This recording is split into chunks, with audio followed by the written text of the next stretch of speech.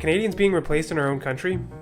The short answer is yes. Mainstream media, academics, and politicians, even from the Conservative Party, will gaslight you that this is a conspiracy theory, but anyone with eyes can see the truth. The facts speak for themselves. Our fertility rate has been plummeting since 1960, falling below replacement levels in the early 1970s. To support the aging baby boomer cohort, politicians have turned to mass immigration to supplement population growth. This isn't a conspiracy theory, this is reality. For the large majority of our history, most immigrants came from just a few sources: the British Isles and the United States. Countries that are culturally, linguistically, and ethnically similar to our own. But starting in the early 2000s, this started to change. The major sources for immigration became China, the Philippines, and India, countries that are culturally, linguistically, and ethnically very different from Canada. And over the last decade, under the leadership of Justin Trudeau, this transformation was kicked into overdrive. Including temporary residents, annual immigration figures skyrocketed to over 1 million per year, close to 40% of which were from India alone. It's become impossible to ignore how this is transforming our society. What was once a peaceful, cohesive, high-trust society has become chaotic and unrecognizable. Liberal post-nationalists believe we could bring immigrants from anywhere, and they would simply become Canadian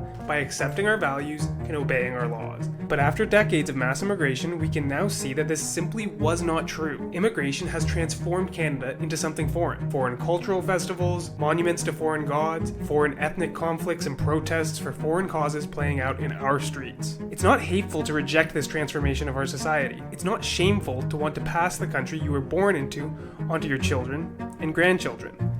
It doesn't make you a conspiracy theorist to notice what's happening before your very eyes. Our ancestors built this country from nothing into one of the greatest civilizations on Earth. Despite our small population, we dominated cultural, scientific, and military fields. Our ancestors built this great nation for their descendants, not for it to be given away to foreigners. The reality is, this is just the beginning. White Canadians are projected to become a minority in our own homelands by 2035. And given the fertility rates of different ethnic groups in Canada, even completely shutting the border isn't enough to stop this transformation. But all is not lost. There's still hope. The only way to protect Canada from transforming into a foreign country is remigration.